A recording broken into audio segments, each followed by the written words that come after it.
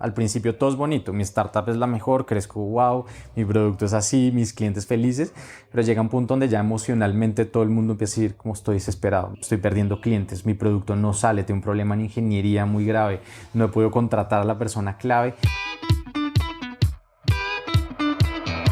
Hola, soy Alex Galvez y esto es Fundadores, el podcast donde me dedico a tener conversaciones con fundadores de startups latinoamericanas para deconstruir sus experiencias, su historia, sus errores y sus aciertos, y así encontrar los aprendizajes y herramientas que tú puedes aplicar en tu día a día.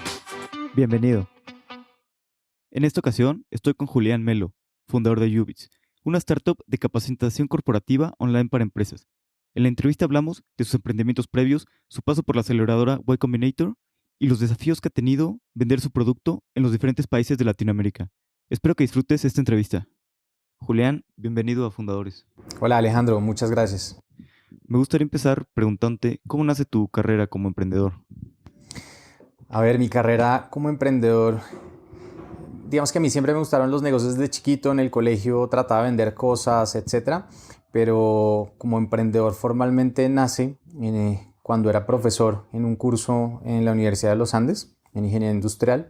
Yo dictaba un curso de emprendimiento. Nunca había emprendido hasta la fecha, pero dictaba el curso, lo cual hoy en día no me hace mucho sentido. Y tenía un reto que le ponía a unos estudiantes sobre ventas en el proyecto que estaban desarrollando. Y una vez un estudiante le exigí mucho a un equipo y les dije, ustedes porque no han vendido nada, vienen súper mal en su proyecto, y me dijo, profesor, pero usted ¿cuánto ha vendido en su vida? O háblenos de su emprendimiento, de su experiencia para poder pues, criticarnos y juzgarnos. Y al principio lo tomé mal porque lo tomé como una falta de respeto, pero la realidad era que tenía toda la razón. Y en ese momento empecé a reflexionar y dije, me gusta esto, además lo dicto, conozco mucho a la teoría, pues qué tan difícil es salir y hacerlo. Y hoy en día me doy cuenta que no se compara, que no tiene nada que ver, que la teoría es muy diferente a la realidad.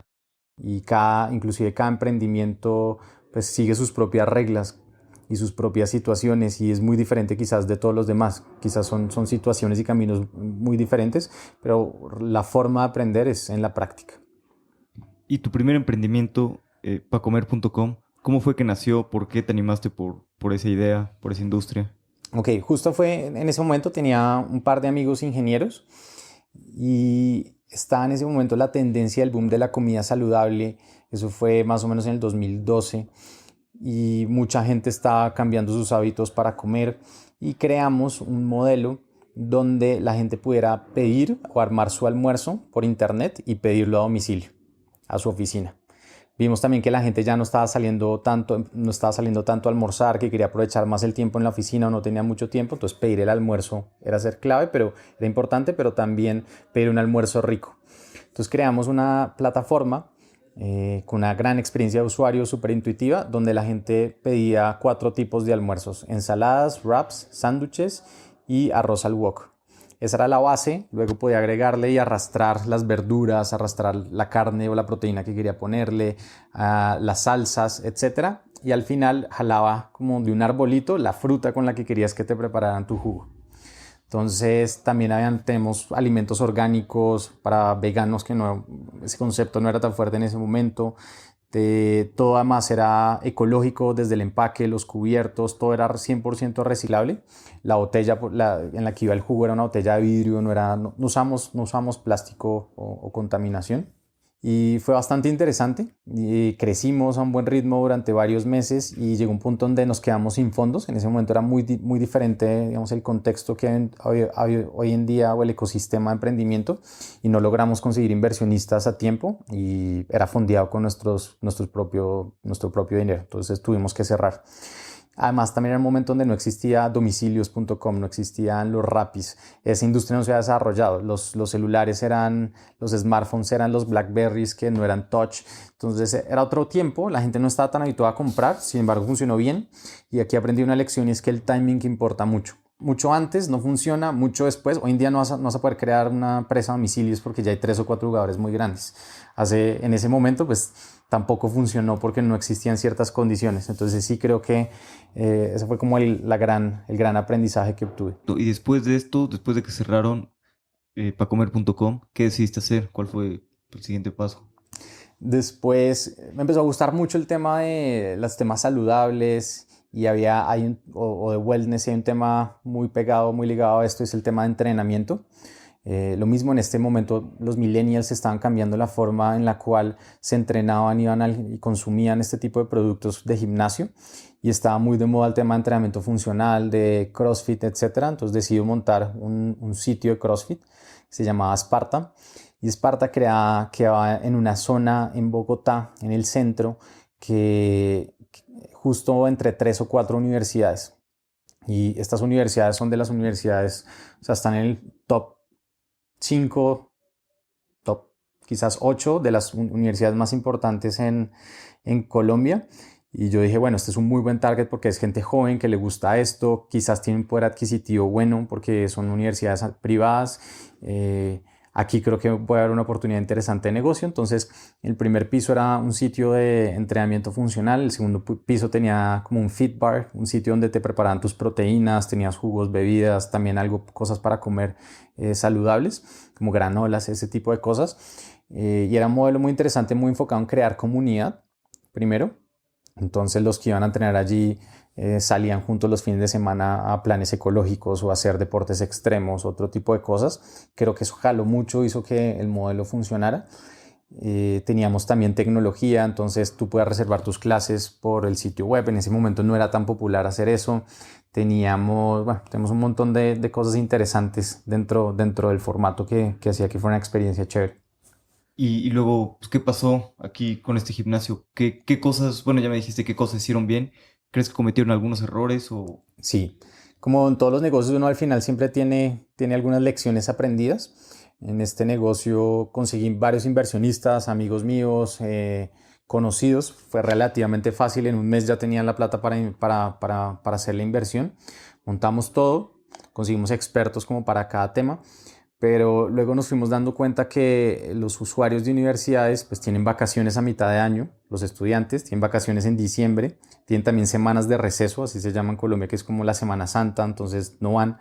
Y nos empezamos a dar cuenta que una semana antes de Semana Santa la gente no se inscribe y no va a un gimnasio. La semana de Semana Santa no está porque está de paseo. La siguiente viene cansado y tiene parciales y exámenes, entonces tampoco va.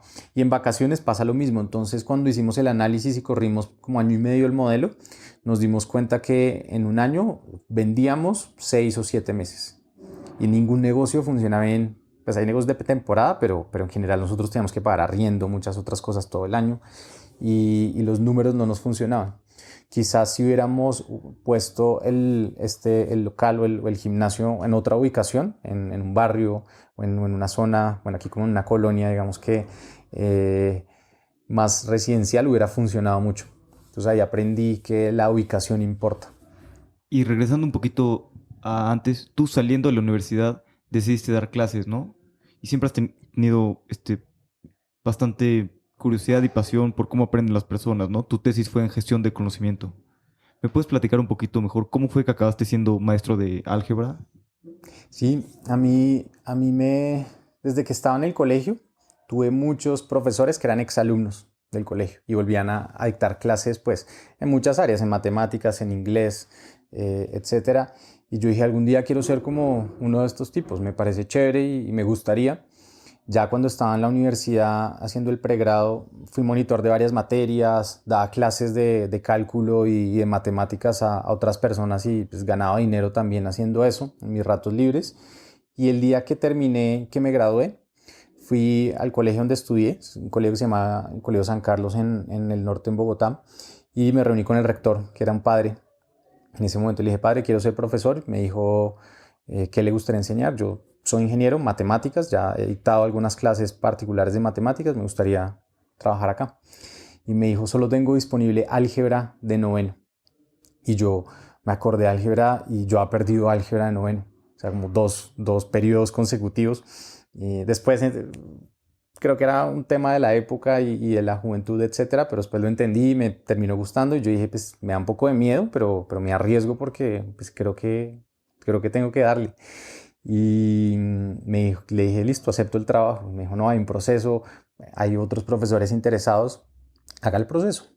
y terminé ganando el proceso. Era el profesor más joven del colegio, cero experiencia realmente enseñando, y ese fue mi primera experiencia laboral.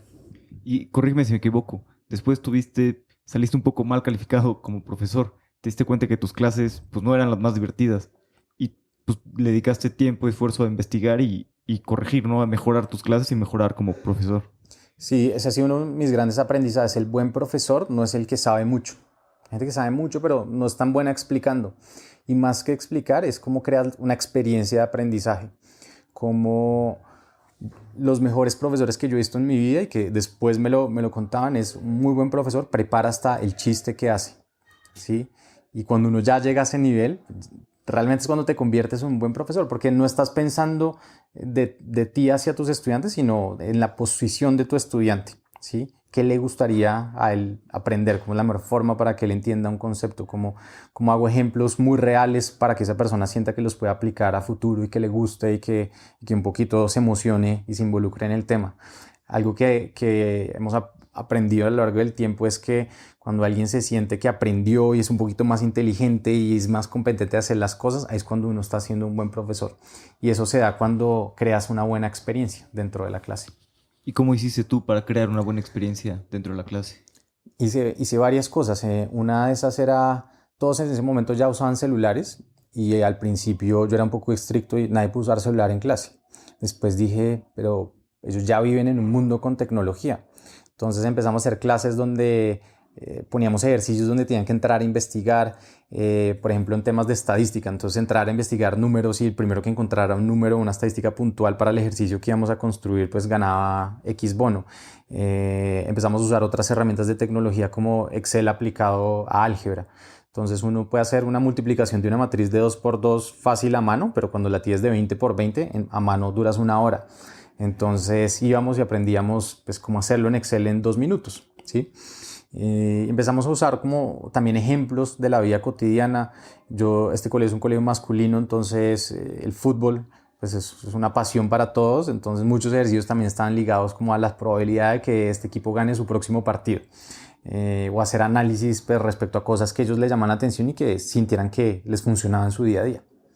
Tus dos primeros emprendimientos fueron en el lado de la salud. ¿Cómo fue que decidiste pues, cambiar de industria y meterte en una industria mucho más difícil que es pues, el aprendizaje, learning, educación? Mis dos primeros emprendimientos fracasaron. Yo realmente, cuando uno fracasa como emprendedor, mucha gente dice esto no es lo mío y va y busca un trabajo en una empresa. Y después del segundo me dio muy, muy duro porque perdimos mucho dinero de amigos cercanos, de mi red más cercana y míos propios. Y yo dije, quizás esto no es lo mío. O sea, y un momento donde un amigo me dijo, quizás usted no está haciendo algo donde realmente sienta mucha pasión, ¿sí? Usted siempre ha estado en temas de educación, ha enseñado, quizás si reflexiona en eso puede encontrar algo muy interesante. Y empecé a leer, empecé a ver como otras dinámicas. Durante un tiempo, bueno, monté una consultora que se llama Magnus y hicimos muchos proyectos para diferentes empresas en temas de ingeniería, sobre todo cómo crear modelos de toma de decisiones, cómo hacer optimizaciones en temas de logística, cómo diseñar planes de planeación planes estratégicos en temas de tecnología para varias empresas. Empecé a aprender mucho más y me empecé a dar cuenta que las compañías o la gente que está en la compañía pues no tiene un entrenamiento realmente bueno, ¿sí? Uno sale de la universidad, uno cree que sabe mucho y realmente llega a la vida real y no sabes nada, entonces empieza a aprender desde cero, pero todo se vuelve muy aprender a partir de la experiencia, pero no hay un entrenamiento formal de ahí. Tú puedes hacer una maestría, pero el porcentaje de gente que tiene acceso a este tipo de educación es muy bajo, sobre todo en nuestros países. Entonces, ahí fue cuando dije que hay una oportunidad interesante, el tema de entrenamiento. Con mis experiencias en startups anteriores dije, creo que me gustaría algo más de tecnología, y aquí es donde veo una oportunidad grande, ¿sí? Es el lifelong learning desde que te gradúas hasta que dejas de trabajar, son 40 años, donde tienes que estar aprendiendo, donde las carreras cambian en 3, 4 años muy rápido y tú tienes que reinventarte como profesional y ahí fue donde vi una oportunidad interesante. Claro, creo que la pasión es fundamental, ¿no? Porque el camino del emprendimiento es muy difícil, los highs son muy highs y los lows son muy lows. Entonces, pues estás en una industria que te apasiona, es más fácil seguir adelante. Y ya que decidiste que ibas a atacar esta industria y que ibas a hacer esto, ¿cuál fue el primer paso? Bueno, en ese momento yo conocí a mi socia, a Marta, y con Martica nos conocimos en una librería buscando un libro que solo existía en inglés en ese momento y queda una copia disponible en la librería y pues fue la excusa perfecta para conversar, para empezar a hablar. Tiempo después yo le escribí por LinkedIn, fuimos por un café y empezamos a darnos cuenta que teníamos la misma pasión por educación. Marta en ese momento lideraba la expansión de una universidad online mexicana a Colombia, se llama CLEA, y conocía muy bien de tecnologías de aprendizaje, de plataformas, de educación virtual. Y yo pues había hecho una maestría en estos temas, me apasionaba también, entonces dijimos, aquí va a haber algo interesante. Y nos enfocamos en empresas. Y lo primero que pasó fue, tenía una amiga que era gerente de recursos humanos, ya en ese momento, y me dijo, queremos acá en una entidad financiera, me dijo, queremos hacer acá e-learning, queremos implementar una plataforma, crear cursos, y le dije, yo tengo una empresa de eso. Todavía no teníamos nada resuelto, sabemos lo que queríamos. Y yo le dije, listo, yo te lo monto. Me dijo, mándame una propuesta. Entonces nos sentamos con Martica para crear una propuesta. Le íbamos a hacer el montaje de una plataforma de aprendizaje virtual, crearles ciertos cursos que necesitaban a la medida. Le mandamos la propuesta y nos llama a la medida y nos dice, Julián, me encanta, quiero arrancar con ustedes. Y nosotros dijimos, vamos a volver millonarios. O sea, todo el mundo necesita esto, vender esto es muy fácil. Y después de decirme esto, me dice, pero el único problema que tengo es que no tengo dinero. Entonces estarían dispuestos a trabajar gratis un tiempo, yo vendo el proyecto internamente y después comenzamos. Y yo hablé con Martica y le dije, pues, ¿qué opinas? Y me dijo, pero nos van a pagar, vamos a trabajar gratis. Nos quedamos pensando y hubo un momento donde dijimos, bueno, ¿qué más tenemos para hacer en este momento? Y dijimos, pues, nada, la verdad nada, porque no teníamos más clientes, más oportunidades y dijimos, bueno, comencemos. Y ese fue nuestro primer cliente. Buenísimo. Y empezaron ahí a desarrollar el producto, ya tenían algo de producto desarrollado. Un poquito cómo fue esto. No teníamos producto, todo lo que vimos era la oportunidad en ese momento era crear soluciones a la medida, plataformas y cursos según la necesidad de cada cliente y hacer bootstrap porque no teníamos plata para invertir. Entonces hicimos bootstrap durante los casi 3, 4 primeros años. Fuimos creciendo 2x, 3x ventas año tras año, no eran volúmenes tan altos, pero veníamos creciendo, llegamos a tener un equipo casi de unas 25 personas. En ese periodo alcanzamos a trabajar con unas 100 compañías, con más de 10 universidades y creamos todo tipo de formatos, desde animaciones, presentaciones interactivas, series web, pues enfocadas a temas en empresas. Hicimos cursos para universidades, hicimos cursos cortos, diplomados, maestrías online. Nos volvimos muy buenos haciendo cualquier tipo de entrenamiento y entendiendo cómo aprende un profesional en Latinoamérica. Y un poquito, pues bueno, hablando de Ubit, en tus propias palabras, ¿qué es lo que hacen en Ubit? ¿Cómo definirías? Ok, aquí hay un punto de inflexión en la carrera de Ubit y es que llega un punto a inicios de 2018 donde dijimos estamos cansados de hacer desarrollo a la medida de e-learning porque lo que creamos hoy ya solo es útil para este cliente y no sirve para nadie más y no podemos escalar al ritmo o a la velocidad que queremos y no podemos llegar a otros países, impactar más gente. Y dijimos, muchos clientes empezaron a decirnos si no teníamos ya cursos listos de ventas, de Excel, de liderazgo y creamos un prototipo, un mínimo producto viable, lo lanzamos, funcionó muy bien y dijimos creemos un producto de suscripción donde las compañías paguen por tener acceso a los cursos. Y ahí fue donde nace pues, la idea de lo que hoy en día tenemos en Ubits. Entonces dijimos, chévere, nos gusta esta idea. Empezamos a ver que compañías en Estados Unidos habían unas que estaban cogiendo mucha fuerza, eran ya muy grandes y hacían exactamente lo mismo. Dijimos, este es el camino. Entonces empezamos a levantar nuestra ronda semilla y aquí fue donde aplicamos a Y Combinator. Aplicamos, entramos, terminamos de levantar nuestra ronda y volvimos a Colombia a desarrollar este producto, más o menos a finales de 2018. Y un poquito regresando a eso, ¿cómo fue el paso por Y Combinator? Desde la aplicación, bueno, pues la entrevista. Bueno, YC es de esas cosas que te cambian la vida.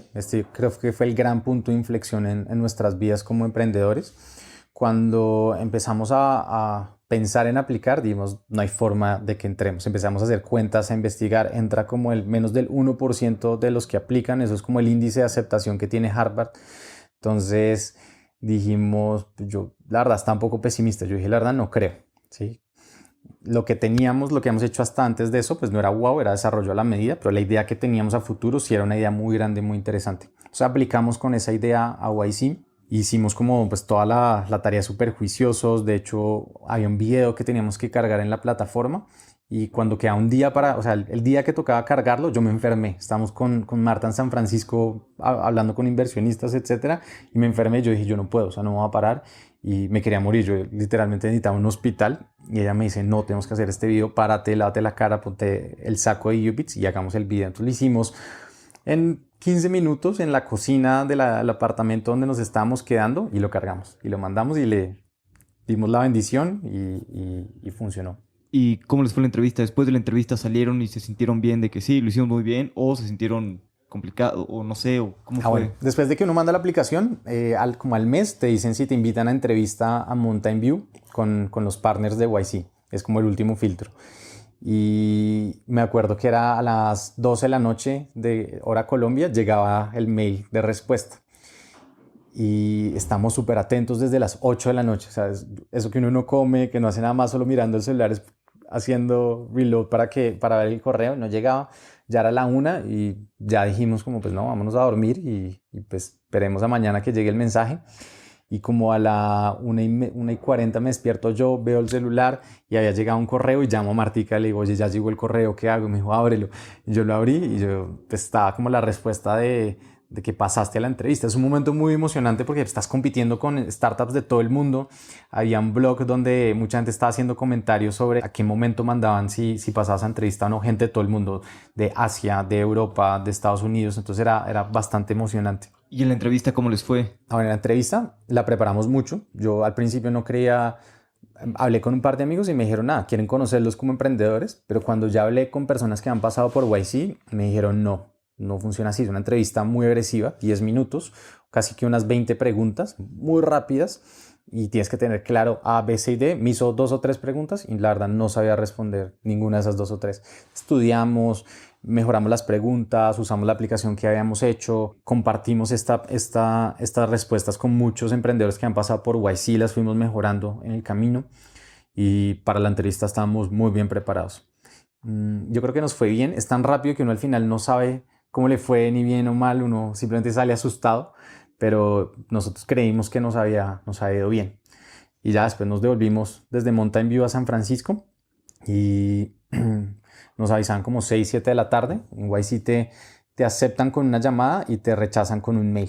O sea, si no pasas, un mail. Y nosotros íbamos en un bus, no teníamos datos en el celular y cogió la red de un Starbucks en el celular de Martica, en un Starbucks que hemos estado esos días. Y le entró un mensaje y nosotros dijimos, no, pues nos rechazaron. Y yo le dije, ábrelo, ya estábamos un poco tristes y el mensaje decía, Marta, Julián, soy Tim, que es un partner de YC, por favor llámenme, este es mi celular. Y nosotros dijimos, ¿qué habrá pasado? Empezamos a poner nerviosos, de eso que empieza a jalas como la cuerdita para que pare el bus y justo ahí es cuando el bus nunca para, no siempre pelea porque el bus para mucho, pero no paró como en 10 cuadras y salimos corriendo a buscar un sitio donde entrar, no nos cogía la señal y entramos en un restaurante de comida india. Y le pedimos a la mesera, por favor, préstanos tu celular, necesitamos hacer una llamada, esto es de vida o muerte. La mesera no entendía, entonces le dijimos, bueno, tráenos también un par de cervezas como para que no vea que le vamos a robar. Y llamamos y nos aceptaron, era una llamada de aceptación. Y ya dentro de la aceleración, pues las cenas y todo, bueno, las otras personas del batch, ¿cómo fue un poquito aquí todo? Pues ver los demás emprendedores también súper ambiciosos, súper buenos equipos. Sí, la verdad es como las grandes ligas del emprendimiento. Ves emprendedores de todo el mundo, muy buenos además, con ideas que a veces uno no le hacen mucho sentido, pero con el tiempo uno dice, wow, estos tipos están adelantando 3, 4 años al futuro de las cosas que venían. Y una experiencia muy interesante, eso nos cambió la vida estar allá. El formato también es muy interesante porque compartes mucho, interactúas mucho, son casi 120 startups de todo el mundo interactuando, eso es muy interesante. Y pasan cosas interesantes. Las cenas siempre llevan como a emprendedores exitosos o a gente muy interesante, como uno de los fundadores de Airbnb nos dio una charla en una de las cenas. Luego el creador de Gmail. varios emprendedores muy interesantes. Entonces como que solo hablar de emprendimiento con muchos emprendedores, entender sus problemas, sus frustraciones, porque llega un punto, al principio todo es bonito, mi startup es la mejor, crezco, wow, mi producto es así, mis clientes felices, pero llega un punto donde ya emocionalmente todo el mundo empieza a decir como estoy desesperado, estoy perdiendo clientes, mi producto no sale, tengo un problema en ingeniería muy grave, no he podido contratar a la persona clave, y ahí es donde uno se da cuenta que todos vivimos los mismos problemas. Y eso terminó convirtiéndose en grupo de apoyo para ti. ¿Y qué aprendizajes tuvieron en YC, el aprendizaje más grande que les haya dejado? En nuestro caso, cambiar el mindset. Nos cambió el chip y te impregna de otra velocidad. Nosotros en ese momento operamos en Bogotá, decíamos, abramos Medellín, abramos Barranquilla en Colombia, salimos de YC, abramos México, abramos Perú, abramos Chile, abramos toda Latinoamérica, como que quieres crear ya un producto global, quieres comerte al mundo, digamos que esa mentalidad que lo puedes lograr, que lo puedes hacer y que tienes las capacidades para hacerlo, creo que fue para mí el mayor logro, el mayor aprendizaje. Claro, totalmente. El mindset es importante y no es fácil pensar en grande y tan en grande, ¿no? Como te enseñan en YC. Y hablando un poquito de los mentores, ¿tú cómo has hecho para conseguir mentores, apoyarte en mentores y toda esta parte? Algo que he hecho siempre mirar quién ya tiene experiencia y ha hecho lo que yo estoy haciendo varias veces, experiencia. Pero quizás el aprendizaje más grande en relación a mentores es que cuando nosotros pues en UBITS comenzamos nuestra carrera pues emprendiendo, conseguíamos un mentor, nos decía A, hacíamos A. Luego nos decía B, hacíamos B. Y hubo un momento donde un mentor nos dijo A y otro mentor nos dijo B y dijimos, ¿qué hacemos?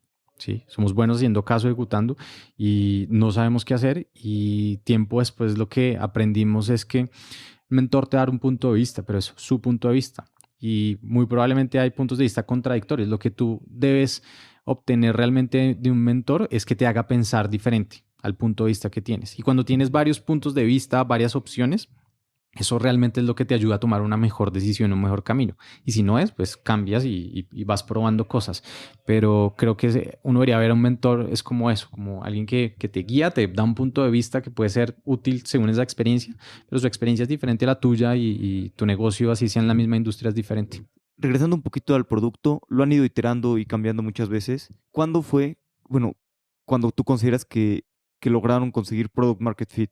Y la diferencia entre antes su producto y después cuando ya tienes product market fit, pues cómo lo toma el mercado y cómo se siente. Nosotros, luego de YC volvimos a Bogotá y empezamos a rehacer la empresa. Entonces armamos un equipo de tecnología para desarrollar la plataforma, un equipo grande de producción de contenidos y de cursos y equipo comercial en 3 países, en Colombia, México y Perú. Y lanzamos todo al tiempo. Los primeros meses eran caos, cometimos varios errores, por ejemplo, contratamos mucha gente. Éramos 20 al inicio, varios de estos 20 cambiaron y llegamos a ser 80 en 3 meses. Y una vez yo me vine a vivir a México, volví para más o menos enero, febrero, y me di cuenta que hay demasiada gente, que mucha gente no sabe ni siquiera qué hacían, ni quién era el jefe, era caos, ni me conocían, yo no los conocía, y yo dije, esto no está funcionando, o sea, no vamos en muy buen camino. Más muchos proyectos al tiempo en paralelo trabajándose.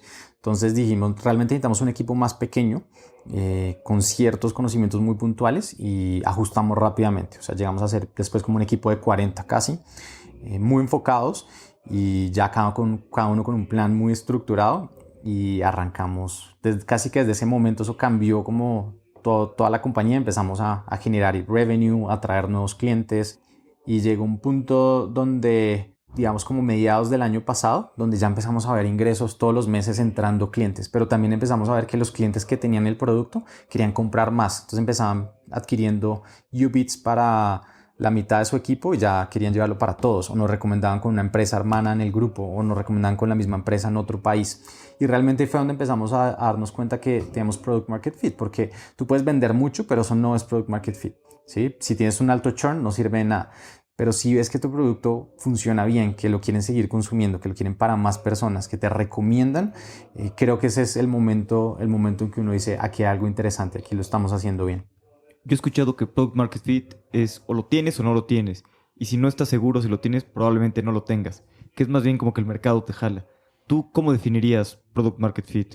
Sí, yo creo que product market fit es cuando tú dejas de hacer tanta presión y tanto esfuerzo desde el tema de ventas para meter tu producto y y que el mercado ya te empiezas como a jalar y te empieza a pedir más cosas y te empieza, oye, quiero otros cursos, en nuestro caso, otros cursos, ahora quiero que presentarte con esta persona, quiero venderle ahora a toda la compañía o llevarlo a toda la compañía.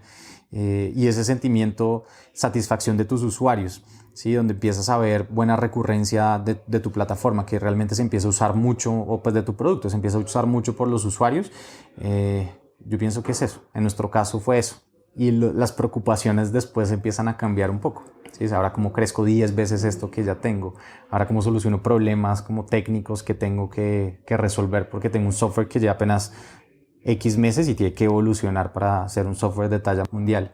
Entonces creo que es eso. Y hablando un poquito de su producto de Ubit, los cursos son muy pequeños. ¿Por qué decidieron hacer cursos tan pequeños? Nosotros ya llevamos muchos años de experiencia haciendo cursos, como te conté, hemos hecho más de 500 cursos a la medida y aprendimos cómo aprende un profesional en Latinoamérica.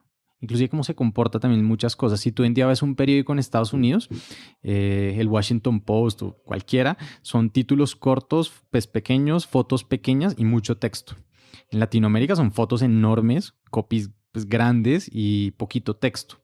Nos gusta leer, estudiar, aprender de a poquitos en pequeños contenidos. Entonces, algo que vimos es que era el engagement y las tasas de terminación se disparaban cuando el contenido era más corto. Entonces, hacemos videos que no duran más de 3-4 minutos. Después de eso viene una pequeña lectura que no dura más de 2 páginas. Luego un pequeño quiz de 2 preguntas. Y eso lo que hace es que vayas aprendiendo de a pedacitos porque... Te doy un ejemplo, uno no aprende liderazgo viendo un curso, un diplomado de 6 meses todos los días, ¿sí? 80, 90 horas. Uno aprende liderazgo aprendiendo una herramienta hoy, aplicándola en su vida real, luego volviendo, estudiando otro poquito, aplicándola, y eso es lo que te permite adquirir el conocimiento cuando lo obtienes y lo aplicas. UBITS está diseñado en cursos cortos que llamamos BITS, aprendes poco, ve y aplica, vuelve otra vez, aprendes otro poco, vuelve y aplica, pero garantizas también que terminas, porque cuando terminas, tu satisfacción aumenta considerablemente. Es como cuando juegas un videojuego que pasa el primer mundo y como que te sientes bien, te sientes chévere y motivado porque se despiertan ciertas endorfinas en el cerebro y te genera satisfacción y quieres seguir. Eso es lo que buscamos con UBITS, que la gente quiera seguir aprendiendo porque se siente ¿Y cuál mejor. es el curso más exitoso, el que más usa la gente? Varía. Ha cambiado desde que lanzamos mucho. Depende del país, depende de la industria. Ahí tuvimos un momento, un curso en la Copa América el año pasado que lanzamos, se llamaba Fútbol y Trabajo en Equipo. El curso lo dictaba un comentarista deportivo y hacía analogías de cosas que pasan en el deporte y en el fútbol y cómo se aplica también en tu vida diaria en una empresa, que pueden haber envidias, falta de comunicación, falta de liderazgo y cómo resolverla, pero haciendo ese tipo de analogías. Y dentro de su producto, ahorita, ¿qué consideras que es lo más importante, en lo que más te fijas desarrollando nuevos cursos? Hoy en día el contenido es importante, pero es la tecnología detrás del contenido para mejorar el engagement. ¿A qué me refiero? Nosotros hoy en día trabajamos en algoritmos de Machine Learning para que UBITS le recomiende el contenido adecuado a cada persona.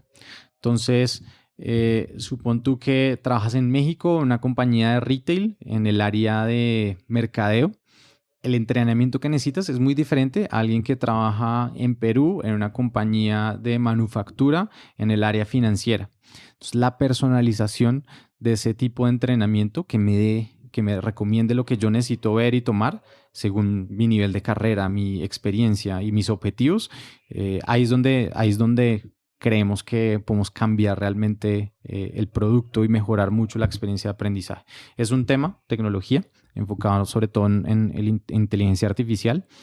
2, nosotros ya estamos consolidándonos en estos mercados, en Colombia, en México, en Perú, pero ahora estamos pensando nivel Latinoamérica. Entonces, hoy en día, ¿cómo entramos a Brasil? Que es un mercado bien diferente al latino habla hispana. Porque esté cerca, muchos me han dicho, porque esté cerca no quiere decir que sea parecido, sino casi que es otro continente. Y eso hoy en día, digamos, gasto mucho tiempo pensando y hablando con personas de cómo hacerlo de la mejor forma. Y ustedes ahorita ya están en varios países de Latinoamérica. ¿Cómo ha sido las diferencias entre Colombia, entre México, entre Perú? ¿Son similares? ¿Cada uno tiene que atacar de manera distinta? Cada uno, al principio pensamos que era lo mismo. Entonces, al mejor comercial que teníamos en Colombia, lo traemos a México. Yo me vine con él también a liderar inicialmente la expansión comercial, muy diferente. Por ejemplo, en México los ciclos de venta son más largos.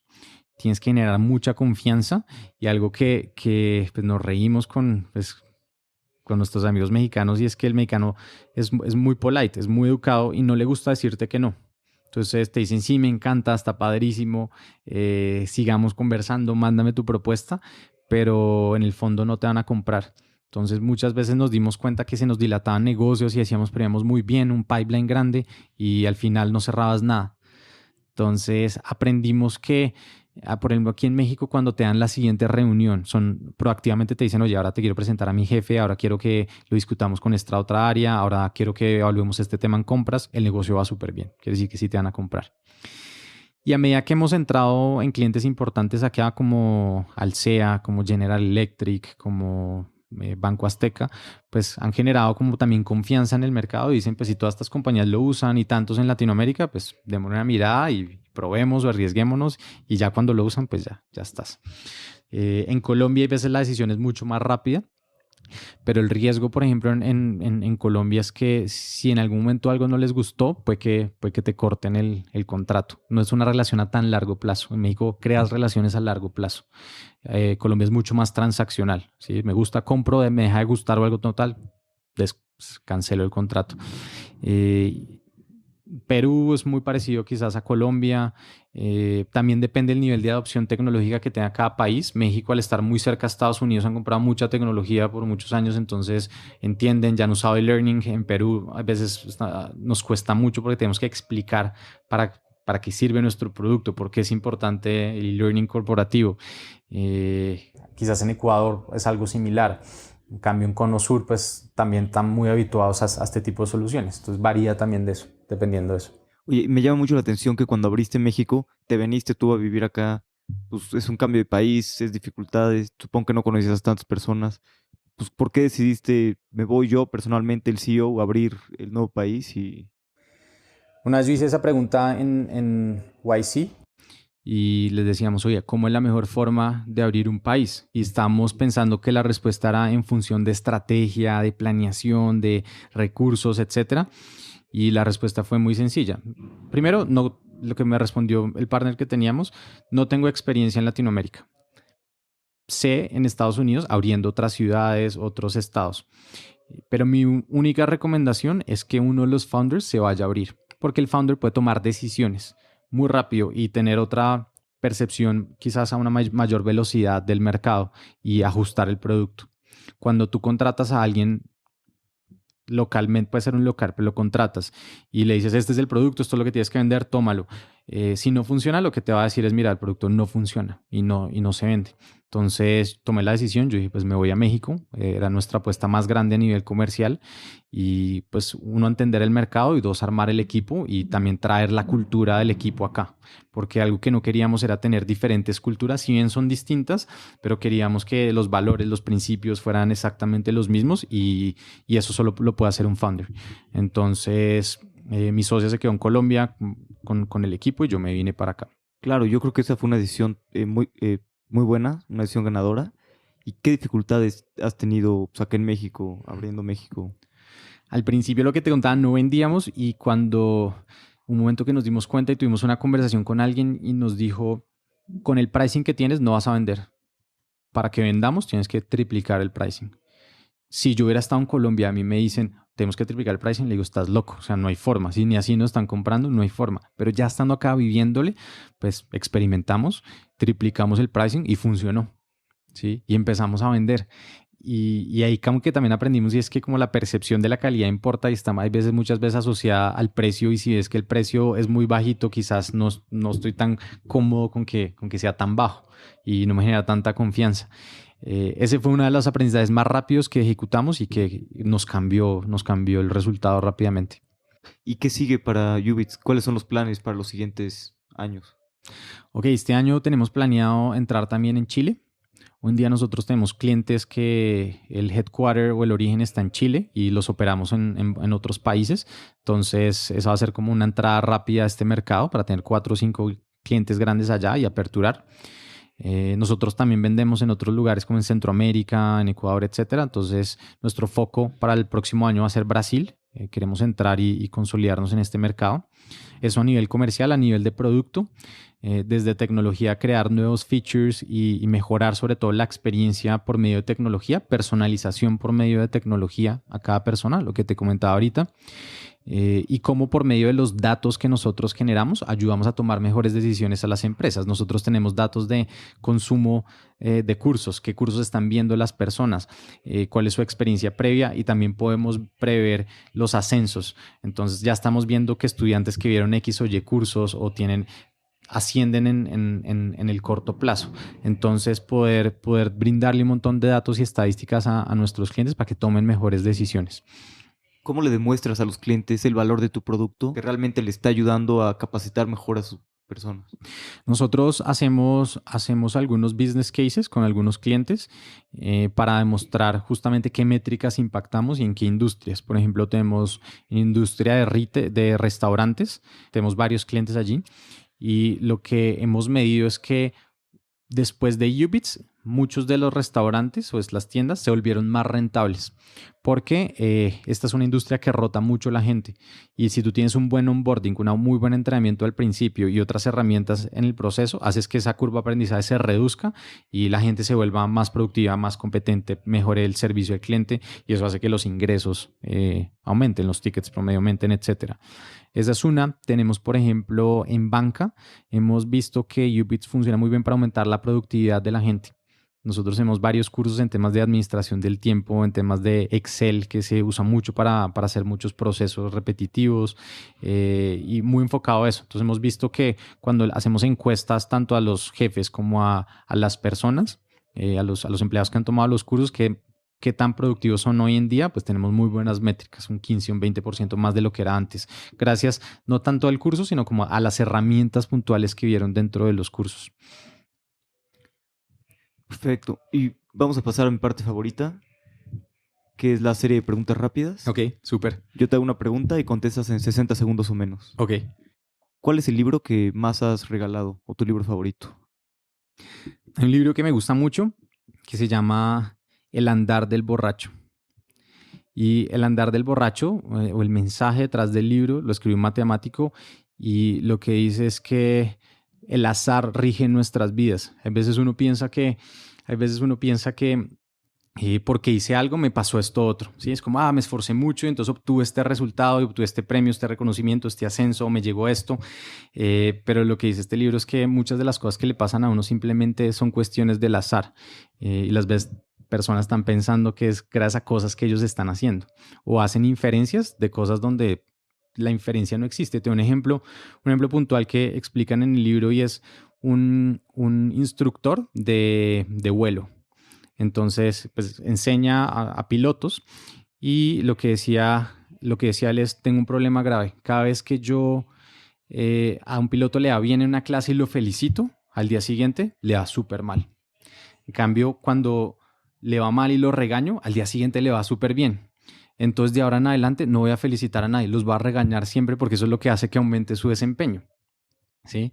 Y lo que el libro decía es que eso no tiene ningún sentido. Decía, todos los pilotos, a medida que van adquiriendo sus skills, es como una recta, una pendiente hacia arriba, va mejorando en el tiempo, un skill específico, entonces va aumentándose.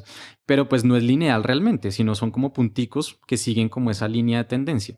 Entonces, cuando alguien está por arriba de esa línea de tendencia, pues está un poquito alejado. Lo más posible es que después esté un poquito abajo de esa línea de tendencia y que no sea tan bueno en su clase. Pero no tiene nada que ver con que yo lo motivé o lo desmotivé o lo regañé. Y este libro además es muy interesante porque arranca con un ejemplo, para no alargar el cuento, con una lotería en España. Entonces alguien compra una lotería con X números y el último número termina en 48, como la última balota. Entonces el tipo juega la lotería, se gana la lotería, y cuando la entrevistan le dicen: oiga, ¿por qué se ganó la lotería? ¿Cómo hizo? Y dijo: la verdad, todos los primeros cinco balotas o los primeros 5 números, pues al azar, pero la última la escogí con el número 48 y por eso gané. Le dijeron: ¿pero por qué escogió el número 48? Y dijo: muy sencillo, yo soñé 7 noches consecutivas con el número 7. Y 7 por 7, 48. Y por eso me gané.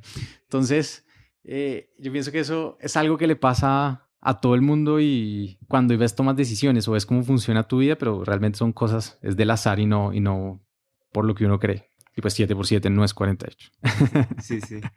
Buenísimo, lo voy a leer. Este, ¿Cuál es tu hack favorito para ahorrar tiempo o para ser más productivo? Ok, hago una cosa el 90% de mi tiempo pues me he visto igual todos los días, camiseta negra, jean como estoy hoy. Cuando tengo que ir a reuniones con clientes corporativos, pues sí, ya me voy diferente, pero eso me ayuda a ahorrar mucho tiempo, sobre todo en las mañanas. Creo que en las mañanas ahorro mucho tiempo para arrancar a trabajar. Algo que he empezado a hacer últimamente, que me copié Bill Gates, y es tener una semana para pensar cada X tiempo. Es como te desconectas de tu día a día y no piensas como in the business, sino on the business. Como que te sales un poco y esas ideas que tienes, lees, quizás hablas con ciertos advisors, etcétera, y puedes llegar mucho más fresco a ver cosas que antes no estabas viendo y que tu equipo tampoco está viendo. Y eso me ha ayudado como para acelerar muchas cosas y muchos procesos. ¿Cuál es tu startup o producto favorito que creas que es una unfair advantage? Ok, hay una startup a mí que me encanta, ya no es tan startup, es una compañía muy grande que es HubSpot. Nosotros usamos HubSpot en Ubits para diferentes cosas y lo adaptamos muy al inicio, pero tiene una cosa muy chiquita que creo que inclusive es gratuita que tiene, pero que me es muy útil. Y es como un plugin que le insertas a tu correo de Gmail para que cuando mandas un mail te dice cuándo la otra persona lo abrió, cuántas veces lo ha abierto, si lo reenvió a alguien. Entonces, cuando pues, antes me enfocaba mucho en ventas y mandamos una propuesta, pues yo sabía cuándo la han abierto y cuándo no. Entonces ya pasaba una semana, pues levantaba el teléfono, llamaba, oye, ¿cómo te fue con nuestra propuesta? Y el cliente, sí, fíjate que ya la vi, la estamos analizando, y a los 5 minutos se metía a abrirla. Entonces yo dije, no, pues no la ha visto y sirvió el push para que la viera. O hoy en día me pasa con inversionistas, entonces sé que cuando mando un reporte de mis inversionistas, sé quién los abrió. Cuando mando el deck a un fondo, sé si se ha abierto 20 o 30 veces, quiere decir que lo han compartido y otras personas lo han abierto, entonces hay un poco más de interés y eso pues me permite tener esa información. Hay veces útil, a veces no tanto, pero siempre tener información es muy bueno. Entonces es de las cositas pequeñas así que me gustan mucho. Claro, un super hack, la verdad. Así es. ¿Alguna inversión que hayas hecho que haya valido mucho la pena? Puede ser en tiempo, en dinero. Una inversión que haya hecho, bueno, bueno, la semana pasada estuve tomando un curso en Harvard. Los cursos son caros, etcétera, pero me cambió la vida para pensar en temas de liderazgo, un curso enfocado en liderazgo. Creo que siempre que uno invierte en educación y es útil para lo que estás haciendo, etcétera, la inversión vale la pena mucho, y hoy en día lo siento así. Y quizás una segunda es haber decidido ser emprendedor, ¿sí? Porque es una inversión en tiempo, también obviamente en dinero, en recursos, sacrificas muchas cosas con tus amigos, con tu familia, etcétera, y pues al final del día, después de cierto tiempo, empiezas a ver los resultados. ¿Hay alguna opinión que tengas que poca gente comparta? Pienso que un poco conectada con la del libro que te comenté. La gente cree muchas veces que las cosas que le pasan es porque se las ha merecido, porque las ha trabajado, pero la realidad es que muchas cosas en la vida pasan por azar, por suerte, digámoslo así. Eh, Hay gente que dice que es por el destino o porque, no sé, fui a rezar a la iglesia, pero no necesariamente. ¿Hay algún punto de inflexión en tu vida que haya cambiado la forma en la que piensas? Una vez tuve un jefe, como al principio, ¿no? Porque era también un profesor, y cuando estaba haciendo la maestría tenía que trabajar para un profesor. eh, y me explotaba. Yo decía, me hace de verdad trabajar mucho, y le entregaba, y a medida que yo más me esforzaba para entregar más cosas, como casos de estudio, exámenes, evaluaciones, ayudarlo en clases, etcétera, me daba más trabajo. Y un punto donde yo le dije, ya no puedo más, o sea, ¿por qué me pone más trabajo? O sea, siento que no valora mi trabajo y que no estoy haciendo el suficiente esfuerzo, y me da más trabajo y me da muy duro. Y él me dijo, la respuesta fue muy interesante: al buen trabajador se le da más trabajo, porque esa es la forma en que la persona realmente crece y se vuelve mejor. Entonces, si en una empresa hay una estructura organizacional y tú quieres ser gerente, la forma para que realmente te vuelvas gerente es cuando ya estás gerenciando, o sea, cuando ya estás empoderado, cuando ya realmente eres líder, cuando ya actúas como un gerente. Y cuando estás haciendo eso, pues ya eres considerado pues un gerente y el ascenso no es para que hagas eso, sino es para que sigas haciendo lo que ya vienes haciendo, pero es el reconocimiento de que ya estás ahí. Y ese concepto como de meritocracia en muchas cosas, creo que me ha cambiado mucho en la forma en la cual hoy armo equipos, como contrato, como también me veo a mí mismo dentro del rol que estoy haciendo. ¿Qué consejo le darías a un emprendedor que esté empezando o que vaya a empezar? Dos cosas. La primera, que emprender realmente no es cool. O sea, la vida de un emprendedor no es cool. Uno hay veces se sienta con amigos y dice, no, pues viaja un montón, que levantas rondas de capital, que además, bueno, sales en un periódico, en un medio de prensa y eso yo pienso que hace parte del proceso, pero por detrás tienes frustraciones, tienes problemas, tienes que despedir a gente que crees que es buena pero que no están funcionando en tu equipo, tienes que tomar decisiones difíciles y sacrificar lo que te decía ahorita, tiempo con tus amigos, con tu familia, con tu novio, esposa, etcétera. Y eso no es fácil, ¿sí? Entonces, la recomendación es que hay que estar preparado para eso, que tener mucha cabeza, mucha inteligencia emocional para los ups, los downs que pasan todo el tiempo, pues estar listo para eso. Y lo segundo, tener un muy buen socio. Pienso que es de las la cosa más importante que uno tiene que elegir es escoger un buen socio. Porque ese socio es el que en el momento en que estás arriba y sacas pecho te dice, oye, no, ven, bájate un poquito y sé un poquito más humilde. Pero en el momento en el que estás bien abajo es el que te saca y te dice, no, vamos para arriba, mañana va a ser un mejor día, vamos a hacer A, B o C y ahí vamos pues, de ahí vamos a partir para mejorar. Entonces, y pues es el que es tu compañero de lucha, la persona que le puedes escribir 2 de la mañana y sí o sí te va a responder y si tienes también un problema personal, pues es la que te va a entender y te va a ayudar a salir de eso. Entonces creo que escoger un muy buen socio es también la clave para un muy buen emprendimiento. Julián, muchas gracias por tu tiempo. El tiempo es lo más valioso que tenemos. Siempre podemos hacer más dinero, pero no más tiempo. A ti, Alejandro, muchas gracias. Julián es un emprendedor que desde que lo conozco me impresiona cada vez que hablo con él. Me encantó cómo se vino a vivir a México sin conocer a nadie. Si te gustó este episodio, compártelo con algún amigo o hasta con un enemigo, pero compártelo. También puedes suscribirte en Spotify, Apple o donde sea que escuches tu podcast. Hasta la próxima.